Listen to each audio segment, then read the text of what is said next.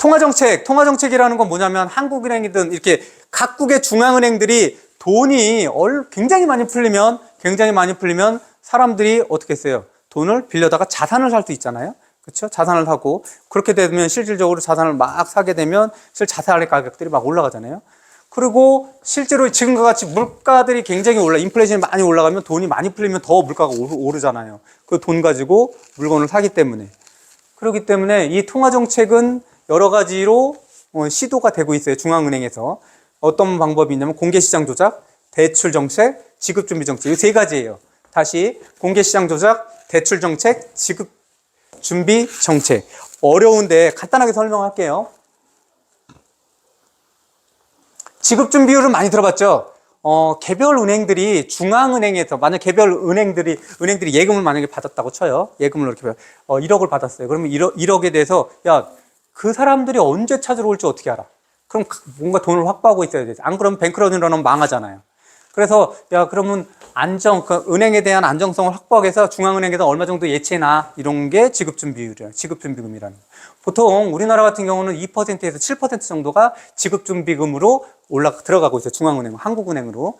그럼 상식적으로 생각해 볼게요. 2%에서 7%라고 그랬어요. 그러면 적금이랑 정기 적금하고 그다음에 요구불 예금, 자유출금식 예금 언제나 찾을 수 있고 언제나 넣을 수 있는 이렇게 그냥 요구불 예금이랑 하나는 정기 예금이다. 그러면 어떤 게 지급준비금이 더 높을까요? 어떤 게 더 높을까요? 어떤 게? 지급준비금은 중앙은행에 맡겨두는 거예요. 그 맡겨두는 이유가 뭐라고요? 언제 찾으러 오면 줘야 될 거 아니야? 그러면 정기예금이 지급준비금이 더 많을까요? 아니면은 요구불 예금이 지급준비금이 더 많을까요? 똑같은 X라면. 요구불 예금 1억, 정기예금 1억. 어떤 게 지급준비금이 더 많을까요? 그렇죠. 요구불 예금. 당연히 그렇죠. 왜냐면 요구불 예금은 언제 찾아올지 모르잖아요.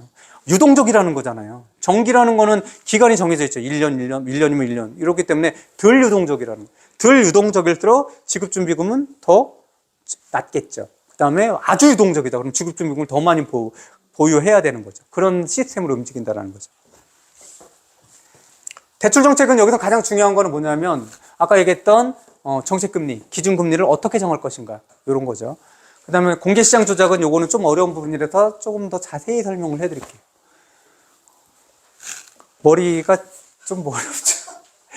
원래 좀 어려워요. 어려운데 그냥 듣고 잊어버리시고 또 듣고 잊어버리셔도 언젠가는 이제 흔적은 남는다라는 거. 어차피 조금씩 들으면 언젠가는 그게 조금씩 다 처음부터 다 알 수는 없잖아요. 그러니까 그 단어에 익숙해지시라는 거죠. 많이 듣다 보면. 통화정책 보면 통화량을 늘리거나 줄이는 거예요. 그렇죠? 한국은행이니 중앙은행이 각국의 중앙은행이. 그래서 경제 흐름을 통제하고 조절하는 정책이에요. 세 가지. 아까 얘기했던 것처럼 세 가지. 금리를 조정해주는 정책이 있고 공개시장 조작이 있고 지급준비율 변경하는 게 있어요. 이 두 가지는 지금 간단하게 얘기했고 그 정도만 이해하시면 되고요. 이 공개시장 조작이라는 부분들은 좀 전에 얘기했던 QT라든지 QE라든지 이거에 관계되는 건데 어떤 게 있냐. 그건 조금 이따 다시 하고 보세요. 이게 2018년부터 그렇지만 우리 코로나가 2020년이었어요. 그렇죠? 2020년 그때였고 2019년 말에 중국의 우한에서 터졌어요. 첫 번째 환자가.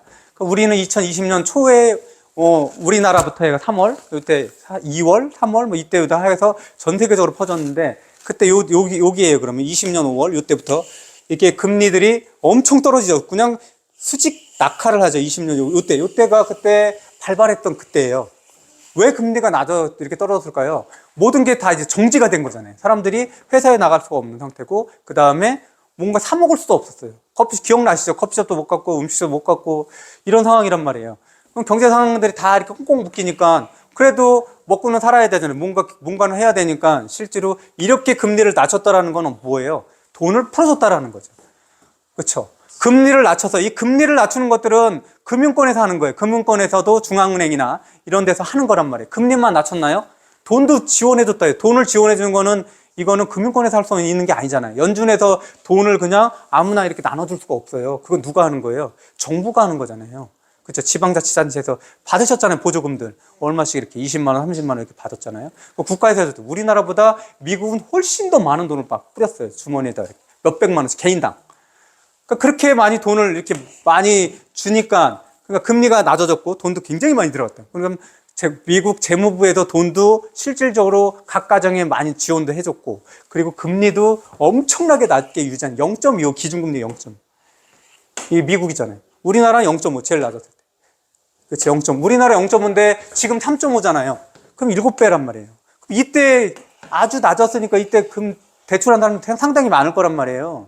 그럼 대출했을 때 대출이자가 그대로라고 대출이자가 이렇게 7배는 오르면 실제로 그때 대출이자가 100만 원 되던 가정이라고 하더라도 그 상태 그대로라면 실제로 요때 빌렸다. 그럼 지금 2년 조금 넘었죠. 2년 넘었는데도 불구하고 700만 원이 산술적으로는 700만 원을 낸다.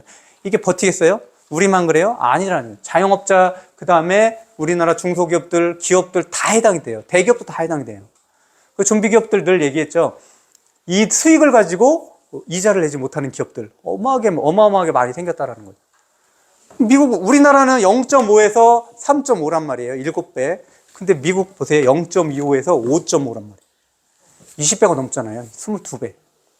그럼 미국은 타격을 안 입겠어요? 근데 미국이 아직까지 버틸 수 있는 뭘까요? 첫 번째 이유, 기축통화국이다. 두 번째 이유, 모든 빅테크들이, 모든 큰 초우량 기업들이 미국에 다 포진하고 있잖아요. 그러니까 그게 생산이 그런 금리들을 맞춰주고 있는 거죠. 어느 정도. 성장이 그래도 아주 견조하게 나오고 있다. 그리고 거기도 기축통화국이 아니었으면 이거 20배가 넘는 이거를 어떻게 유지를 할 수 있겠어요. 또 하나 그때 2007년도에 그 서브프라임 모기지로 인해 가지고 2008년 그 글로벌 금융위기로 터졌잖아요. 미국발.